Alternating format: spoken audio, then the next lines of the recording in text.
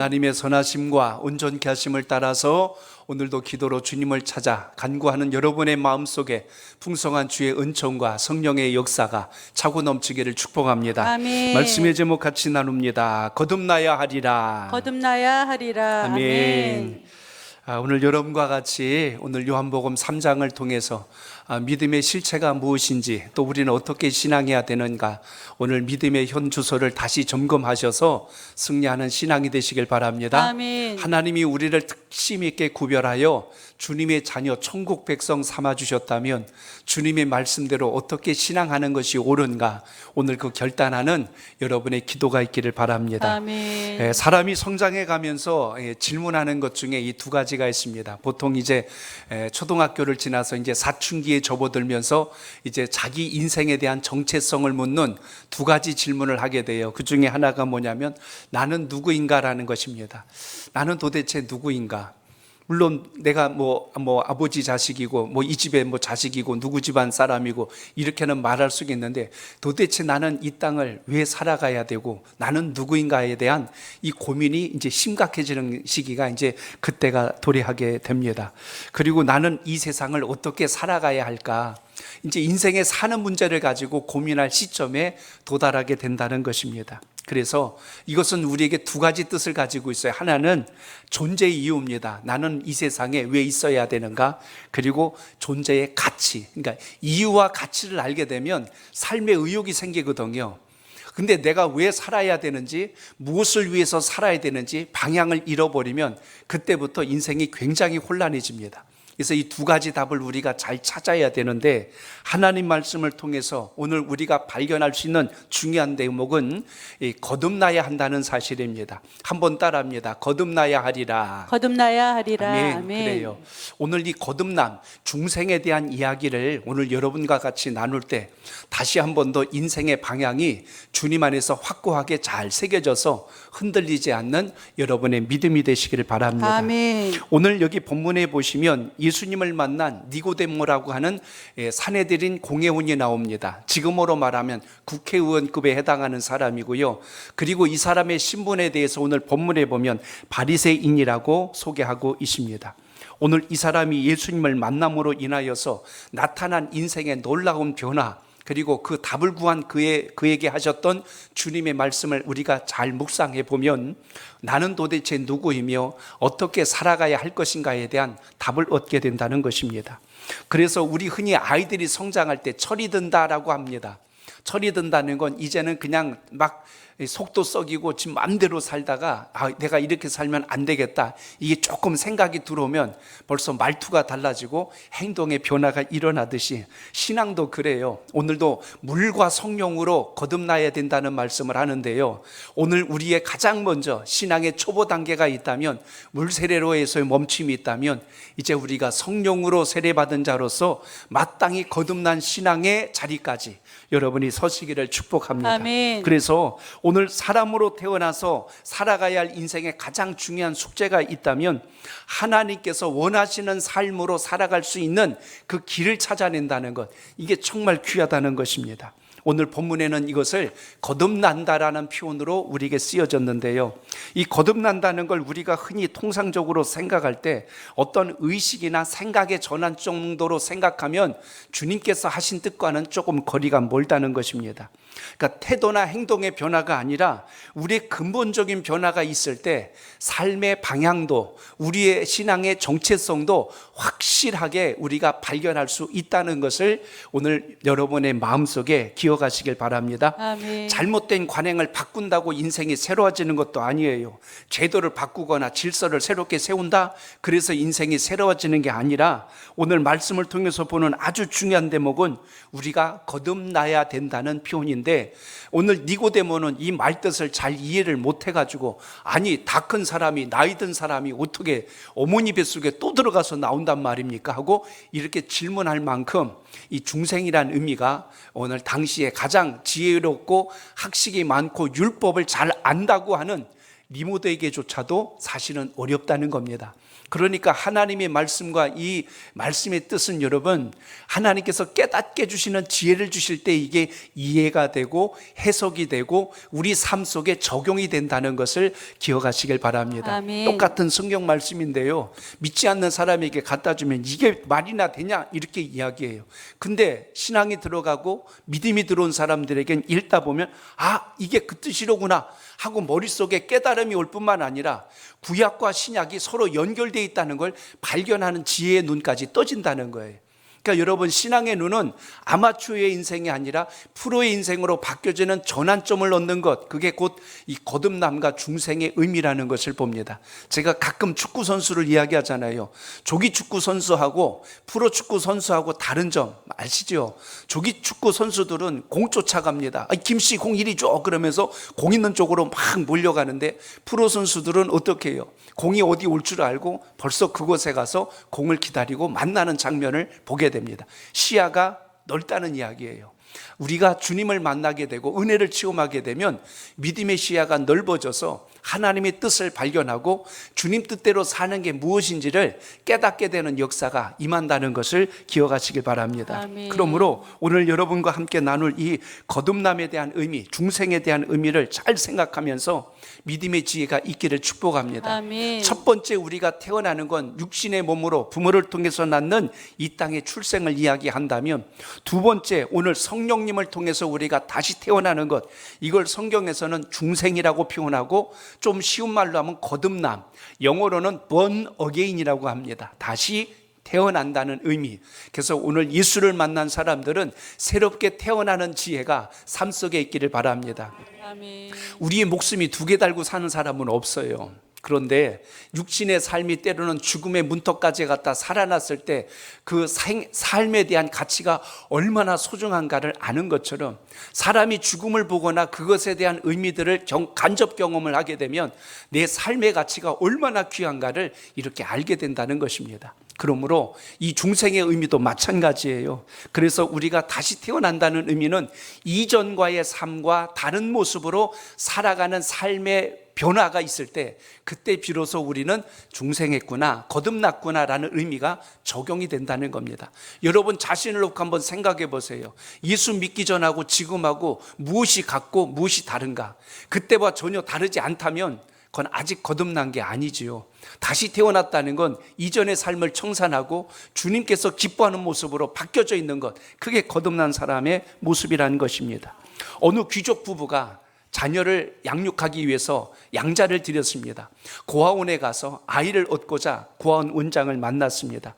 아이를 키우려고 하는데 아이를 하나 보내주시면 좋겠습니다. 원장이 묻습니다. 어떤 아이를 입양하길 원하십니까? 라고 물었더니 이렇게 대답을 했대요.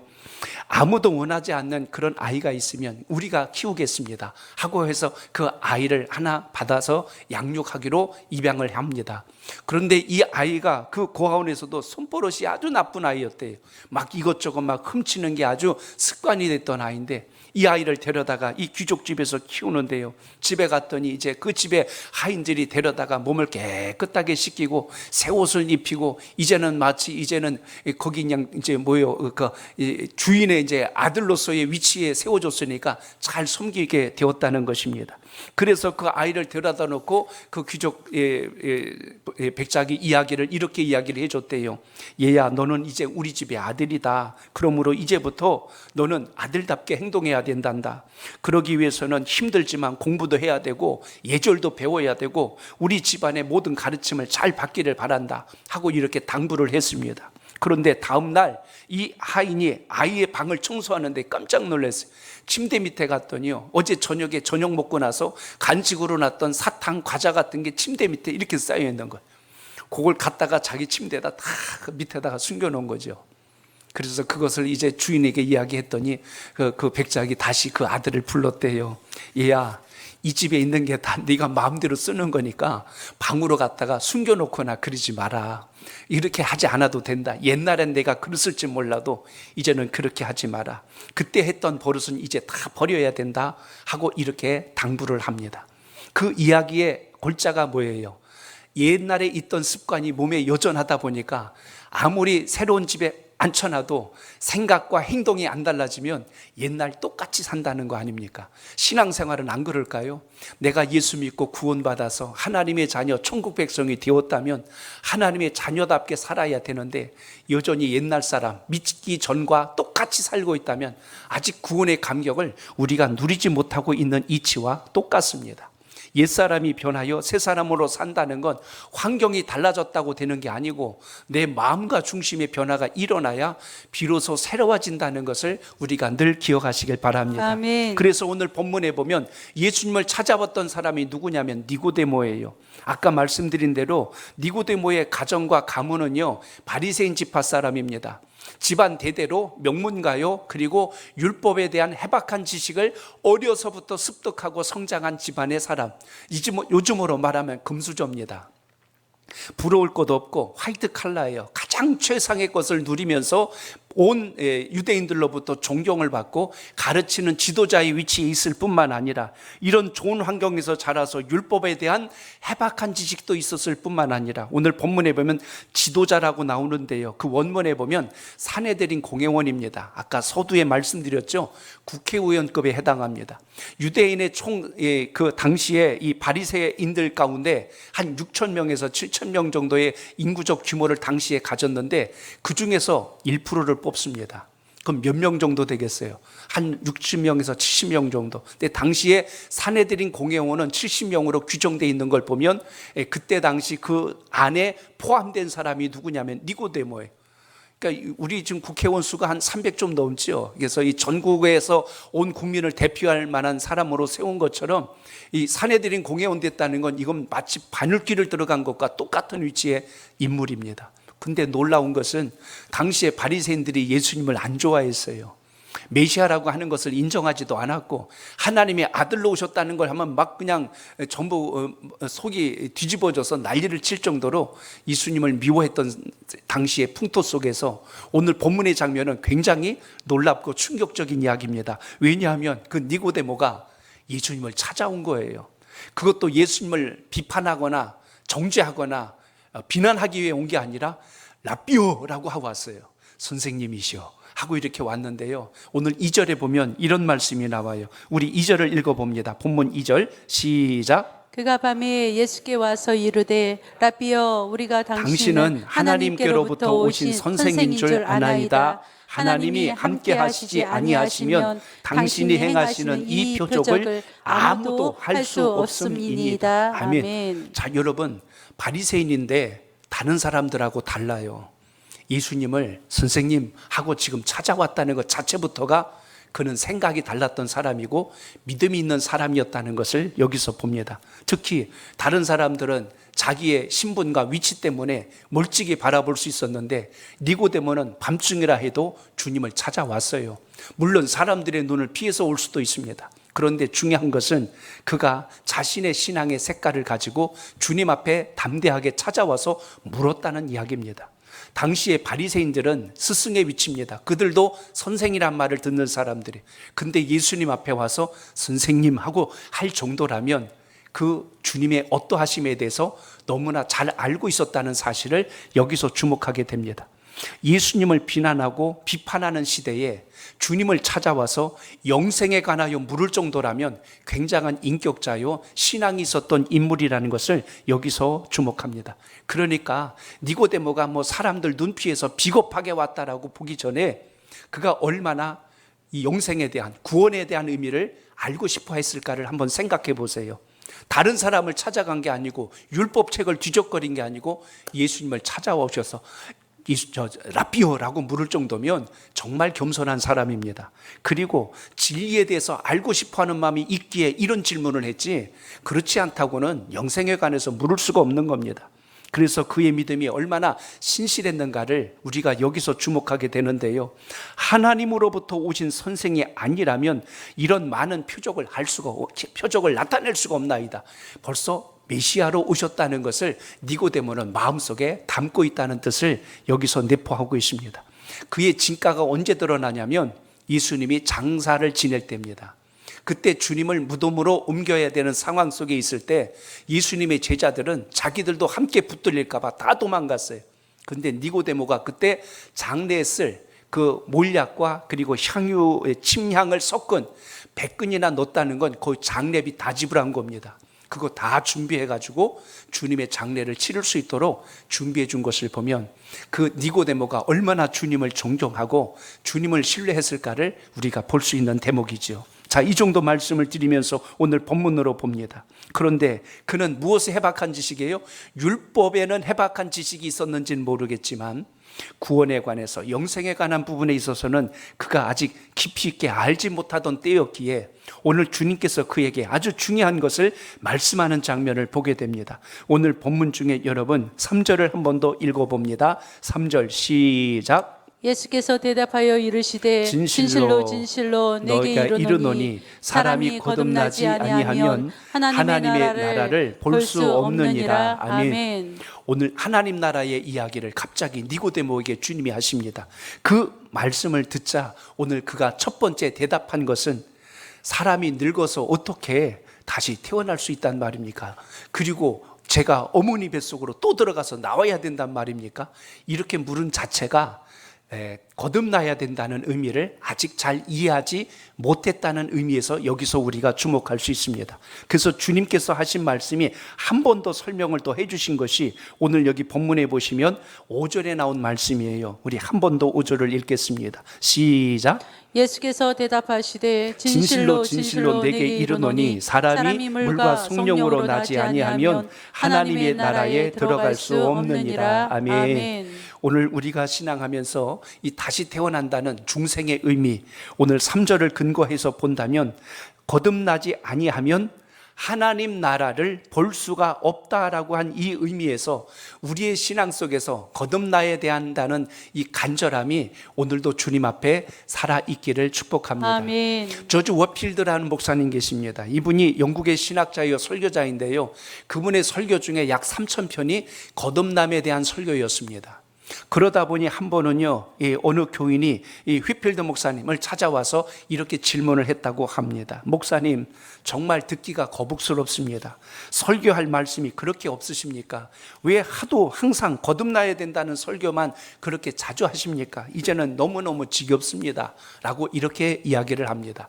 그랬더니 이 휘필드 목사님이 그 교인을 이렇게 얼굴을 쳐다보더니 한마디를 했대요. 뭐라고 했냐면 이렇게 이야기를 합니다. 당신이 거듭나지 아니하면 하나님 나라에 들어갈 수 없기 때문입니다. 라고 이야기합니다. 거듭해서 강조했다는 의미가 뭘까요? 모든 사람들이 신앙하는 것처럼 보일진 몰라도 거듭나지 다시 중생하지 않고는 하나님의 뜻과 주님의 섭리와 하나님의 나라에 속한 자로서의 진정한 의미를 경험할 수 없기에 나는 끊임없이 이 설교를 합니다. 라고 말한 뜻과 동일합니다. 오늘 여러분 예배를 드리면서 우리 그냥 예배당 왔다 갔다 하는 신앙하지 말고 그래도 금요기도의 정도 나오실 정도의 간절함이라면 오늘 여러분 하나님 뜻에 합당한 자로 더 견고하게 세워지기를 구하는 소망이 있기를 축복합니다. 아멘. 그러므로 오늘 이 땅에서 이거와 유사하게 이야기하는 것이 뭐 정치가 다시 뭐 거듭나야 됩니다. 뭐 경제가 거듭나야 됩니다. 뭐 교계가 거듭나야 된다고 세상에서 말하는 이런 차원의 의미와 오늘 예수님께서 하신 말씀의 의미는 근본적으로 좀 다르다는 것을 우리가 기억할 수 있어야 합니다. 주님께서 이렇게 말씀하신 것을 영어 성경에는요, you must라는 단어를 씁니다. 그거는 반드시라는 의미예요. 너는 그리고 나를 따른다면 반드시 거듭나야 한다는 겁니다. 평생 신앙하는데요, 잘 안 변하는 분들 계세요. 그러니까 자기 생각이 여전히 자기를 붙들고 있습니다. 그러니까 말씀은 듣는데 비교해 보니까 그냥 내가 알고 있는 생각대로 가는 거예요. 그러니까 삶에 변화가 일어나지 않고 말씀을 들어서 머리는 알겠는데 내 몸이 움직여지지 않는 상황이 자꾸 일어난다는 것입니다. 그래서 오늘 거듭남의 진정성은 내 삶의 변화입니다. 예수님께서 제자를 삼으라 하셨을 때 그 제자는 주님을 따라다니면서 교육 이수한 사람이 아니고 그 말씀대로 살아낼 수 있는 그 사람이 진정한 제자가 된다는 것입니다. 아멘. 오늘 저와 같이 신앙하면서 하나님께서 주시는 이 주옥 같은 많은 말씀들이 강단에서 선포되어질 때 오늘 이 말씀이 여러분의 귀만 키우는 신앙이 아니라 우리의 삶의 근본을 변화시키는 하나님의 능력이 되시길 축복합니다. 아멘. 그렇기 때문에 거듭남이라고 하는 것은 선택의 조건이 아니라 반드시 이거는 거의 절대적인 필수의 조건입니다. 그렇기 때문에 우리가 기도하고 간구할 때마다 하나님, 저의 마음이 주님의 합한 자가 되게 하시고 아멘. 하나님께서 이 땅에 저에게 주신 그 사명을 잘 감당할 수 있는 능력을 더하여 주시옵소서. 아멘. 그래서 하나님의 은혜가 아니면 살 수 없는 사람, 그게 거듭난 사람이요 성령에 속한 자요 아멘. 주님 뜻대로 사는 인생이란 사실을 오늘 기억하시길 바랍니다. 아멘. 문제는 교회 안에 거듭나지 않는 많은 신앙하는 부류가 속해 있기 때문에 여기서 문제가 있다는 것입니다. 거듭나지 아니하면 오늘 어떻게 된다고 그랬어요? 가장 먼저 이야기한 것이 하나님 나라를 볼 수 없다라고 그랬어요. 한번 따라합니다. 하나님의 나라를 볼 수 없습니다. 볼 수 없습니다. 우리가 주님의 나라를 봐야 한다니까 눈을 크게 뜨고 어디가 있지 하고 육신의 눈만 가지고 본다고 해서 그 나라가 보여지는 게 아니고 믿음의 눈이 열렸을 때 그 나라가 여러분에게 보여진다는 것을 오늘 기억하시길 바랍니다. 아멘. 유명한 우리 찬송가를 많이 작곡했던 화니 크로스비라는 분의 이야기를 언젠가 설교 중에 여러분에게 말씀드린 적이 있습니다. 그는 태어난 지 6주쯤 되었을 때요 시각장애인이 됐습니다. 앞을 못 보는 불행한 삶이 됐죠. 그런데 화니 크로스비의 가정은 예수님을 잘 믿는 가정이었어요. 앞을 보진 못했지만 부모님을 통해서 신앙을 영접하게 됐고 주님 안에서 은혜 가운데 성장하면서 그도 영적 체험들을 하며 성장하게 됩니다. 소년 시절부터 그는 구속에 대한, 구원에 대한 은혜를 깨닫고 자기에게 온 인생의 시련에 대해서 낭망한 것이 아니라 그 속에서도 하나님께 은혜와 감사의 조건을 찾으면서 많은 찬송시를 쓰기 시작합니다. 90세까지 사셨는데요, 그때까지 살면서 쓴 찬송시가 600여 편이 넘습니다. 우리가 부르는 많은 찬송가가 화니 크로스비에 대한 곡들이 많이 포함되어 있죠. 대표적인 곡 몇 곡만 말씀드릴게요.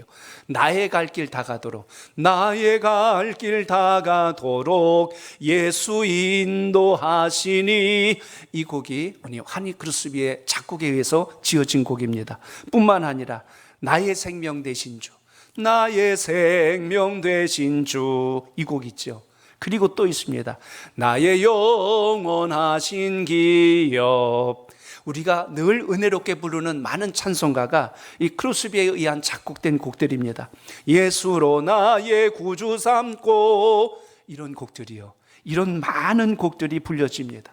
이런 곡들이 지어져서 많은 그리스도인들에게 영적 감동을 주었을 뿐만 아니라 그 곡 속에 담긴 영적 은혜를 기억하는 거예요. 이 곡이 대중가요랑 다른 것은 누가 부르든지 그 마음에 영적인 울림과 영적인 감동을 가져오게 만드는 이유가 어디 있을까요? 이 크로스비는 어려서부터 구원의 감격과 영생의 체험들에 대한 그 간절함을 곡 속에 담아 놨기 때문에 그 곡은 주님의 감동으로 지어진 곡들이라 시대를 초월하여 누가 불러도 하나님의 감동이 그대로 전달되는 역사가 일어납니다. 오늘 이 귀한 시간 기도할 때요, 우리의 신앙이 당대에서 끝나는 신앙이 아니라 하나님의 영광을 위해서 쓰임받는 복 있는 신앙과 믿음이 되시길 축복합니다. 아멘. 지난 주일날 우리 청년부 담당 우리 박영철 목사님이 청년부들이랑 이렇게 모임을 갖고 와서 그래요. 목사님, 오늘 예배 시간에 봤던 윤복희 씨가 그 권사님이 불른 여러분이란 곡이 임재범이 부른 줄 알고 있어요. 그러는 거예요. 왜 처음 들은 곡이 이제 그렇게 들으니까 기억을 한 거죠. 근데 원래는 죽음의 문턱까지 갔다가 생명의 보존함을 받고 감동해서 지었던 곡. 그래서 그 곡 속에는 많은 사람들이 마치 대중가요인 줄 알고 있지만 그 곡을 부를 때마다 주님의 은혜를 생각하면서 불렀던 그의 마음을 우리가 기억하지 않습니까? 전에 우리 심수봉 그분도 권사님이신데 그분이 불렀던 백만송이 장미라는 곡도 모르고 들었을 때는 대중가요인 줄 알았어요. 근데 그 가사 내용 속에 주님께서 우리를 사랑하신 복음의 의미가 심겨졌다는 것을 우리가 알듯이 오늘 모든 곡 속에는 정말 은혜를 알고 쓴 시와 작품들은 오늘까지 우리 마음속에 주옥처럼 살아있다는 것을 기억하시길 바랍니다. 아멘. 그래서 오늘 3절의 말씀처럼 거듭나야 중생해야 하나님의 나라를 본다는 건 육신의 시야가 떠지지 아니할지라도 우리의 내면의 믿음의 눈이 떠짐으로 인하여 하나님의 뜻, 하나님의 섭리를 분별할 수 있는 지혜가 우리 삶 속에 임한다는 것을 보게 됩니다. 또 한 가지, 오늘 여기 거듭났을 때 주는 축복이 뭐냐면 변화된 인생을 살 수 있다는 것입니다. 한번 따라합니다. 변화된 인생을 살 수 있습니다. 변화된 인생을 살 수 있습니다. 예수 믿고 안 달라졌다 그러면 뭐 두말할 거 없어요. 아직 주님의 진정한 거듭남이 우리 속에서 작동하고 있지 않구나라는 겁니다. 물론 그렇다 해서 그 사람이 구원받지 못했다는 뜻은 아닙니다. 하나님이 택한 자녀요, 구원의 은총을 입은 자라면 인생에 실수가 있고 허물이 있을지라도 주님께서 반드시 그 인생을 건져서 영광의 보좌 앞에까지 인도하신다는 걸 우리는 말씀 속에서 믿습니다.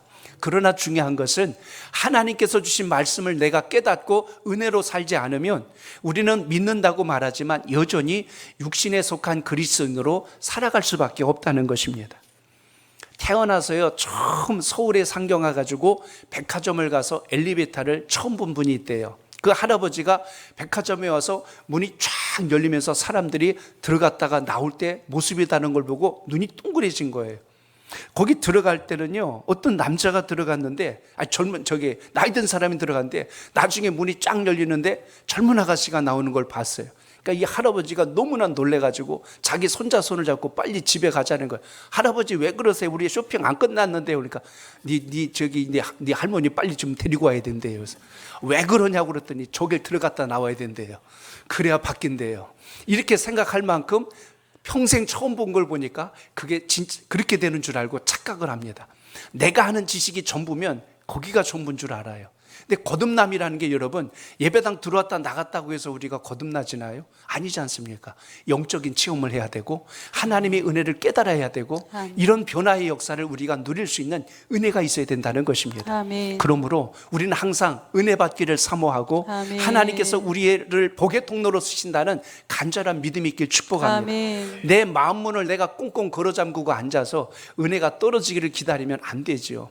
물론 은혜라는 건 내가 무조건 구한다고 그 시간에 딱딱 떨어지는 것이 아니라 하나님께서 은혜 줄 자를 찾으셔서 부어주시거든요. 그럼 우리가 어떤 자세를 가져야 되냐면 사모하는 마음, 간절한 마음을 가지고 주님께 소망하는 은혜가 있길 바랍니다. 아멘. 말씀의 은혜는 강단에서 선포되어지는 이 종의 입술을 통해서도 증거되지만 여러분이 사모하는 마음으로 받아서 영접하였을 때 거기에서 역사가 된다는 것을 잊지 않길 바랍니다. 아멘. 그러므로 오늘 주님 말씀 속에서 기억하십시오. 주님을 만나야 변화가 됩니다. 주님을 아멘. 만나야 달라진다는 사실입니다. 아멘. 일본의 요리 작가였던 미우라 아야코가 있습니다. 빙점이란 글을 여러분 많이 아실 텐데요. 그분에게 어느 분이 편지를 하나 보냈대요. 쓰는 글에 대해서 너무 감동했고 늘 한번 뵙고 싶습니다라는 편지를 받고 그 독자가 있는 그 지역을 가까운 곳에 왔길래 만나려고 갔답니다. 근데 깜짝 놀란 거예요. 그 장소에 가봤더니 그분이 나병 환자가 모여 사는 곳에 살더랍니다. 그래서 가서 봤더니 몸이 너무 불편한 거예요. 심지어 병세가 너무 심각해서 손이 다 이렇게 뭉그러져 있고 눈도 잘 멀어서 잘 안 보일 만큼 시력도 약한 분이랍니다. 그래서 그분에게 어떻게 그분이 또 그렇게 이런 불편한 몸을 가지고 어떻게 소식을 전했을까 하면서 감동을 해가지고 그분에게 점자 성경을 선물로 주었대요. 점자 성경. 앞을 잘 안 보이니까 손으로 이렇게 더듬어서 봐야 되는데요.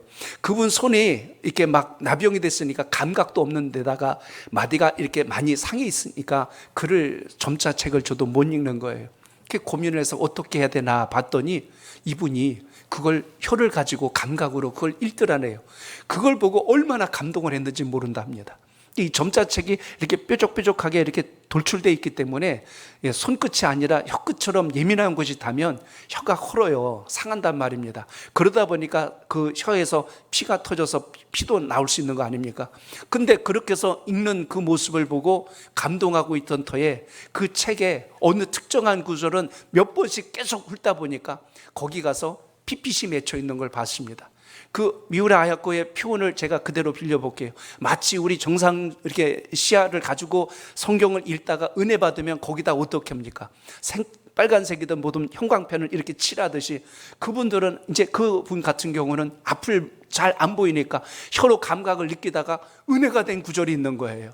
그게 깨달아지니까 거기를 계속 혀로 더 다시 읽어보고 다시 혀로 느낌을 가져보다 보니까 그 자리에 가서 핏빛이 맺혀서 그 장면을 보고 어떻게든 은혜를 받으려고 하는 그 모습에 너무 감동을 했다라고 그렇게 글을 쓴 걸 봤습니다.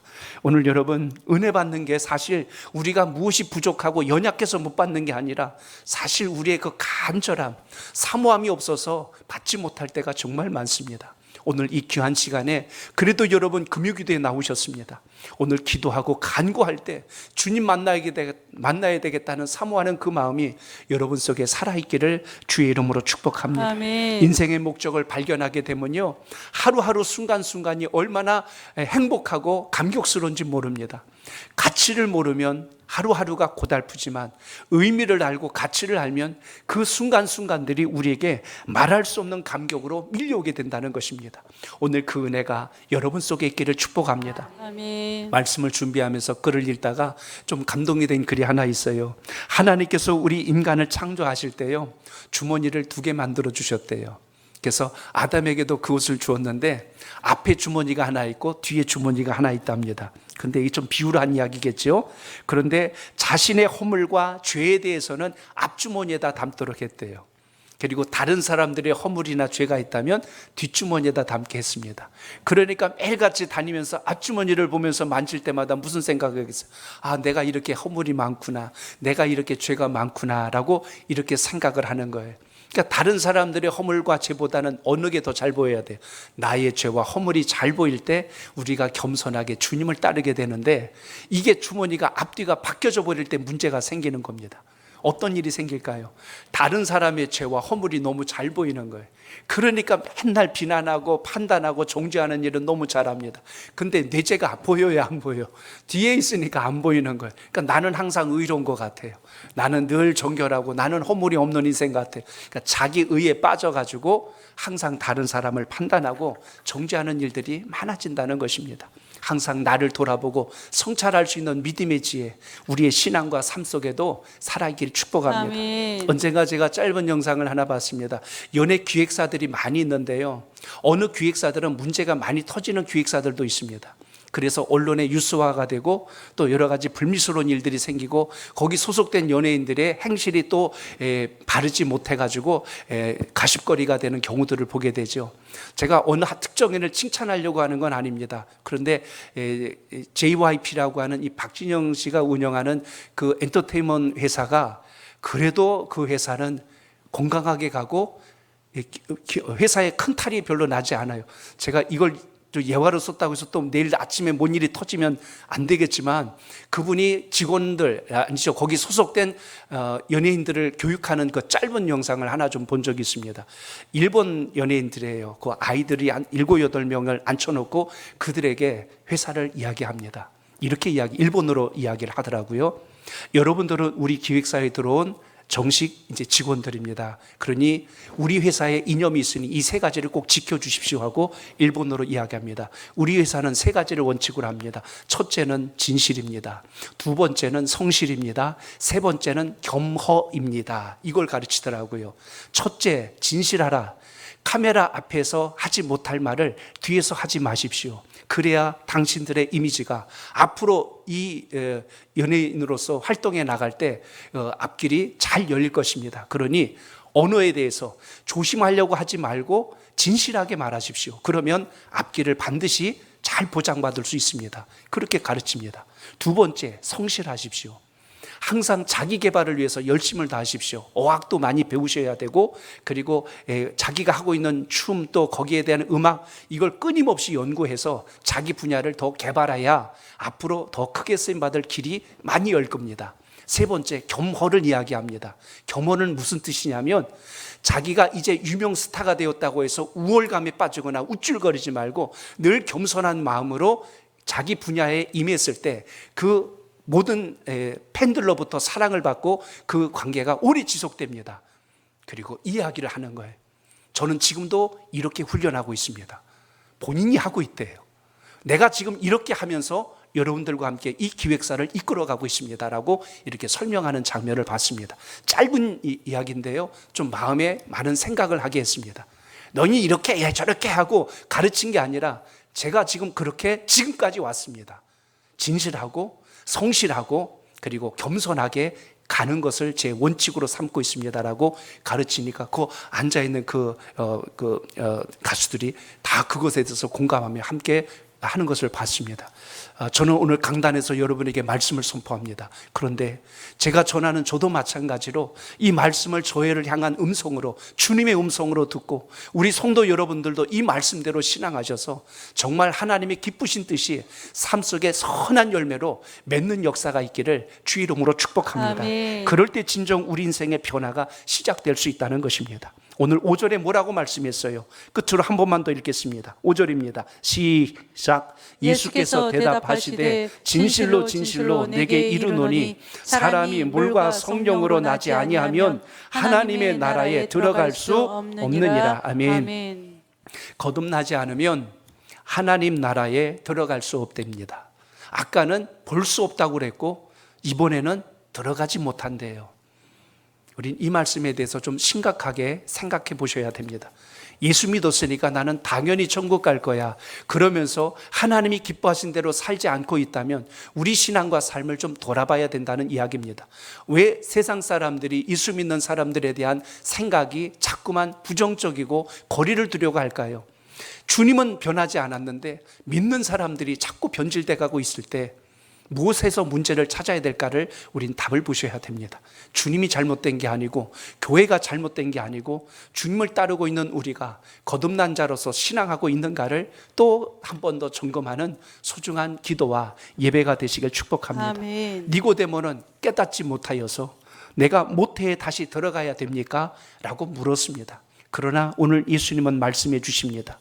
물과 성령으로 나지 아니하면 하나님 나라에 들어갈 수 없느니라. 오늘 주님 나라에 속한 자가 누구인가를 오늘 말씀합니다. 여기 거듭난다는 말, 아까 우리가 보셨죠? 이 말의 헬라어 언뜻은요, 위로부터 나지 아니하면, 이런 뜻도 있습니다. 하나님께로부터 나지 아니하면, 한 가지 뜻이 더 있어요. 새롭게 되지 아니하면, 예수를 믿었으면 위로부터 내려오는 성령의 은혜를 따라서 우리가 새로워지고 변화가 되어지고 달라지는 역사가 오늘도 삶 속에 있기를 축복합니다. 아멘. 나는 내 앞에 나의 죄와 허물의 주머니를 차고 있는지, 아니면 그 주머니를 뒤로 돌려놓고 다른 사람의 허물과 죄를 보고 있는 주머니를 앞에다 차고 있는지, 우리 자신의 신앙과 믿음을 점검하고 돌아봐서 하나님이 기뻐하시는 뜻을 다시 세울 수 있는 소중한 결단이 있길 축복합니다. 아멘. 예수님이 어린아이들이 오는 걸 막지 말라고 하시면서 하셨던 말씀이 있습니다. 어린아이와 같이 되지 아니하면 하나님 나라에 들어갈 수 없느니라. 아이들의 그 순수함, 아이들의 그 깨끗함, 아이들의 그 겸손함을 예수님이 말씀해 주셨다면 오늘도 우리는 신앙 속에서 하나님 주신 이 지혜가 살아있길 축복합니다. 아멘. 열 처녀가 신랑을 기다립니다. 신랑이 더디 오니까 그들이 밤늦게까지 졸며 자고 있다가 밤늦게 신랑이 오셨어요. 그때서야 그들이 등불을 켜려고 했는데 5 처녀는 기름이 준비되지 못해서 결국 그것을 구하러 나간 사이에 5 처녀는 기름을 준비하고 있다가 주님을 만나서 혼인잔치에 들어갑니다. 오늘 우리의 신앙이 주님 안에서 물과 성령으로 거듭난 신앙으로 유지되지 않으면 우리가 얼마나 속히 세상으로 넘어질 수 있는가를 항상 돌아볼 수 있는 믿음의 지혜가 있길 축복합니다. 아멘. 예수님 십자가에 달려 돌아가실 때 2 강도가 좌우에 있었습니다. 한편 강도가 그럽니다. 주님의 나라가 임할 때 나를 기억하여 주시옵소서. 그때 예수님 말씀합니다. 내가 오늘 나와 함께 낙원에 있으리라.